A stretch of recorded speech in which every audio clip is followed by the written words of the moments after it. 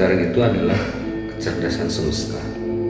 Jadi setiap penghuni semesta ini memiliki kesadaran. Artinya setiap semesta ini memiliki kecerdasannya sendiri.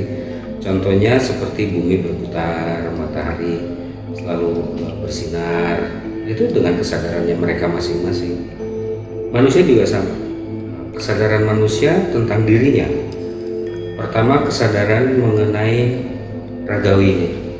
Kedua, kesadaran mengenai jiwaninya. Tiga, kesadaran terhadap diri dengan kesemestaan. Dan yang ketiga, kesadaran terhadap guna diri terhadap semesta itu sendiri. Itulah kesadaran. Itu sebabnya dilanjutkan dengan kewaspadaan. Waspada itu artinya adalah teliti, kemudian cermat, teliti terhadap sesuatu yang renik, yang detail, dari hal-hal kecil hingga masalah besar. Kita harus memiliki ketelitian, teliti terhadap diri pribadi, artinya ke dalam diri, dan teliti terhadap ruang kesemestaan itu. Jadi leluhur kita menyebutnya sebagai eling lan waspada, atau kesadaran dan kewaspadaan. Nah, ini yang harus dijaga oleh setiap manusia.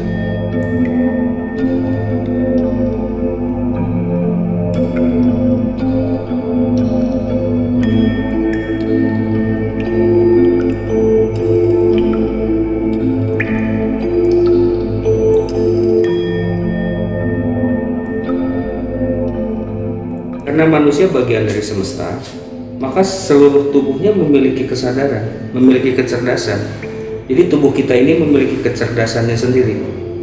Nah, sedangkan kita selalu mencoba mencari di dalam otak kita, selalu terlambat menerima pesan yang datang dari luar. Padahal tubuh kita sudah menerima, sudah tahu pesan yang dikirim, baik dari luar maupun rangsang dalam. Yang dari luar disebut rangsang luar, yang di dalam itu rangsang dalam. Biasanya otak terlambat menerima sinyal itu. Nah, ketika kita menyebutkan sebagai sebuah kesadaran, otak kita masih mencari yang dimaksud dengan kesadaran itu yang mana dan apa. Padahal tubuh sudah. Contoh misalnya ketika perut kita lapar. Sebelum otak kita mengatakan lapar, usus kita sudah bicara duluan, lambung kita sudah bicara duluan. Nah, itu kecerdasan, itu kesadaran dari masing-masing organ tubuh manusia sebagai jagat alit. Jadi jagat agung ataupun buan agung dengan kesadarannya sendiri dan caranya sendiri. Kemudian manusia pun sama, dia punya cara dan punya pola atas kesadaran tubuhnya. Hanya otak manusia ini kan liar ya, selalu loncat-loncat gitu, lalu mencari-cari untuk mencoba memahami biasanya dia, walaupun dengan segala keterlambatannya. Mungkin terlambatnya itu bisa ada yang terlambat sampai bertahun-tahun, ada loh. Ada lagi yang terlambatnya 0, sekian detik. Contohnya 0, sekian detik misalnya ya, ketika kena api, kena ke tangan gitu. Ini dengan kesadarannya dia merasa panas.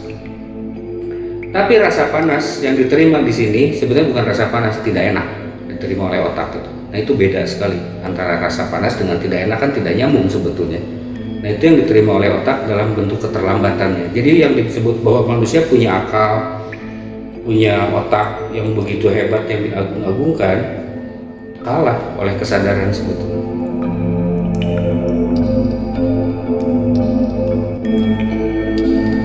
Yang disebut alam bawah sadar itu hanya istilah di dalam dunia kedokteran, terutama dalam masalah kejiwaan. Jadi yang disebut bawah sadar itu seolah-olah tidak terkendali oleh otak kita. Tidak ada, yaitu tidak terkendali atau tidak terpahami di dalam otak kita. Dan dia bekerja, tubuh bekerja begitu saja, tanpa diperintah oleh otak lagi. Kan seharusnya kita yang selama ini disebut sebagai sebuah kesadaran yang diagung-agungkan itu adalah ketika otak memerintah tubuh. Padahal ada yang lebih hebat dari itu, yaitu gerak di bawah sadar. Bukan berarti tidak sadar, tapi di bawah sadar adalah sesuatu yang bekerja di luar kendali otak.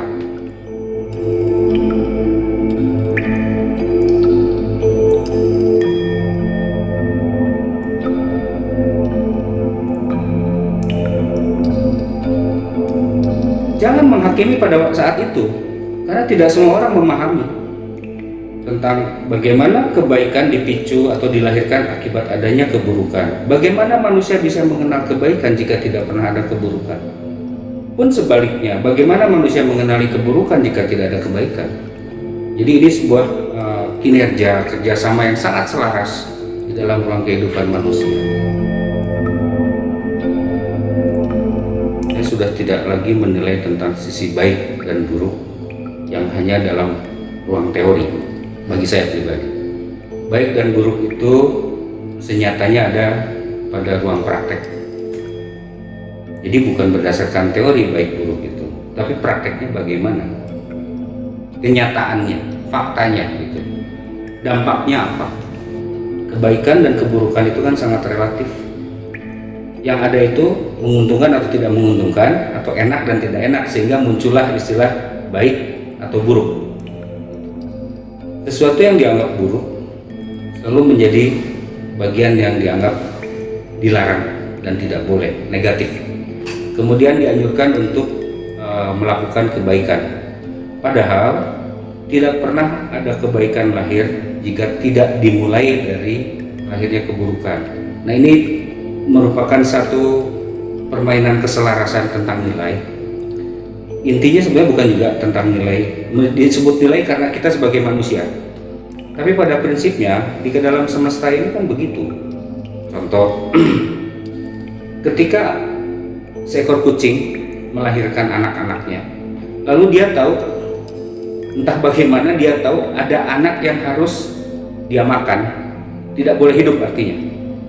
Dari sisi manusia itu menjadi buruk. Tapi dari kesadaran si kucing tadi, si ibu kucing ini, itu bukan sebuah keburukan. Begitu alam bekerja, begitu semesta bekerja mengikuti iramanya.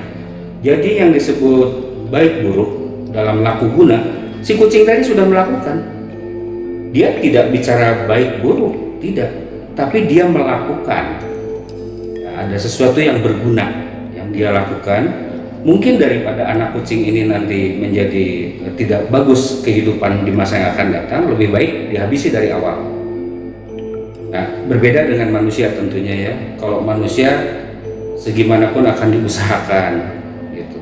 Nah, baik atau buruk itu bagian dari ruang kehidupan kita. Baik di masa lalu, di zaman dulu maupun di zaman sekarang. Baik atau buruk ini kemudian berkembang sesuai dengan zamannya. Yang zaman dulu dikatakan baik belum tentu di zaman sekarang disebut baik. Ada, tidak semua tentunya. Kemudian sebaliknya, yang dulu dikatakan baik zaman sekarang jadi buruk, atau si kebaikan ini terus berkembang menjadi tambah baik, lebih baik versinya masyarakat pada setiap zamannya. Jadi setiap zaman akan melahirkan nilai-nilai. Karena setiap bangsa, setiap waktu memiliki sudut pandang sendiri di dalam ruang kehidupannya. Jadi baik buruk itu pada prinsipnya adalah seperti dua sisi mata uang. Dia tidak bisa berdiri sendiri. Tidak ada orang yang lahir dari sejak lahir sampai dia mati berbuat baik terus, itu bohong. Tidak pernah ada siapapun. Saya tidak percaya ada orang seperti itu. Pun sebaliknya, tidak ada orang yang ketika lahir, dari lahir sampai dia mati, entah umurnya berapa, itu berbuat kesalahan terus, itu tidak pernah ada. Nah, ini menjadi pola keseimbangan tentang baik dan buruk di dalam ruang kehidupan manusia. Apalagi kita dibentuk oleh sebuah adat dan kebudayaan yang terus berkembang.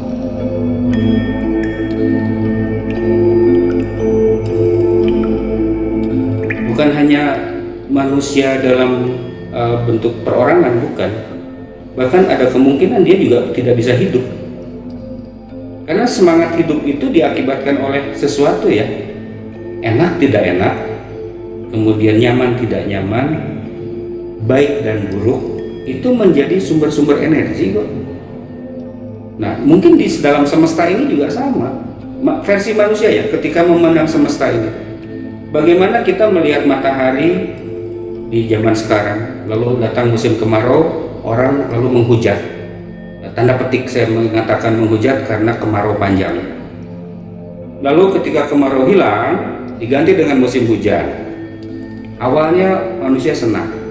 Ketika berlebihan, ternyata musim hujan yang menjadi masalah. Lalu mereka merindukan matahari. Ini bagaimana maksudnya? Itulah manusia. Itu baru di dalam ruang kebumian. Kita belum bicara ruang yang lebih luas dalam ruang kesemestaan gitu. Jadi bagaimana misalnya teorinya Stephen Hawking mengenai black hole yang memangsa galaksi-galaksi.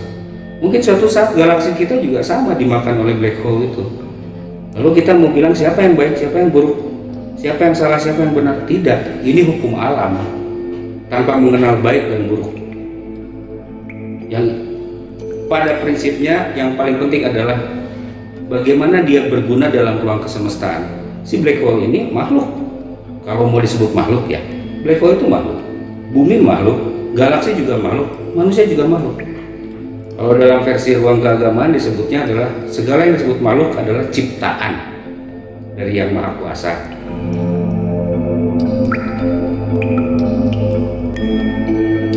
Ketika seseorang melakukan keburukan, walaupun dua-duanya dilakukan dengan kesadaran, sesadar-sadarnya dia lakukan itu. Siapa yang mau menemani seseorang yang berbuat keburukan? Tidak ada. Bahkan keluarga sekalipun mereka akan membuang seperti pada umumnya.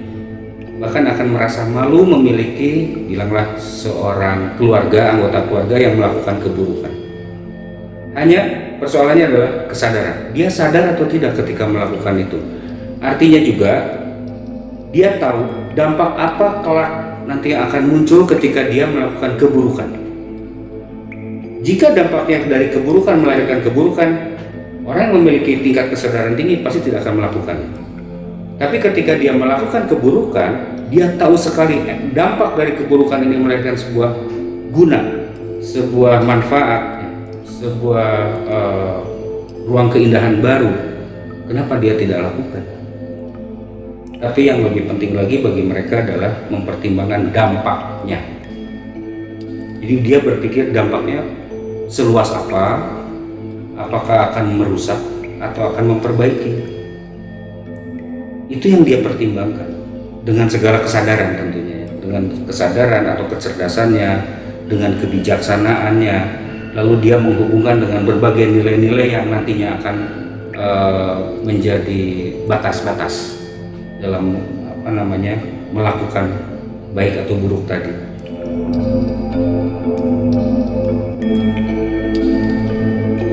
Tapi selalu kita diajak untuk melakukan kebaikan terus. Kenapa? Karena belum tentu kita kuat menjalani keburukan. Bahkan orang yang melakukan kebaikan tanpa kesadaran, menurut saya, dia tidak melakukan apa-apa. Ya terjadi begitu saja gitu ya. Oh, itu kesadaran terendah. Apa bedanya dengan binatang?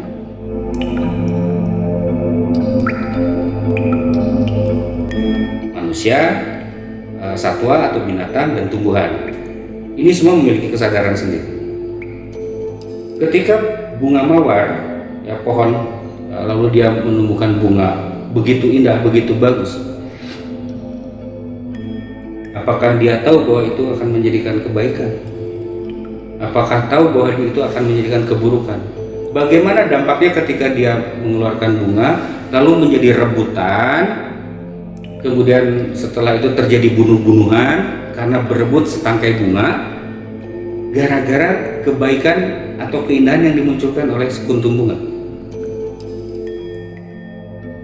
Jadi sesuatu yang terlihat baik belum tentu dampaknya akan baik. Bahkan sesuatu yang buruk belum tentu dampaknya akan buruk. Hanya kita biasanya terlalu cepat menghakiminya. Ya begitulah nilai-nilai normatif ya, nilai-nilai di dalam ruang kehidupan manusia yang tumbuh terus-menerus berkembang. Zaman dulu orang makan orang, ada. Zaman dulu orang bunuh orang, ada. Bahkan sekarang pun masih ada. Contohnya di Arab Saudi ada hukum pancung. Karena mencuri dipotong tangan. Apakah betul harus sampai dipotong tangannya?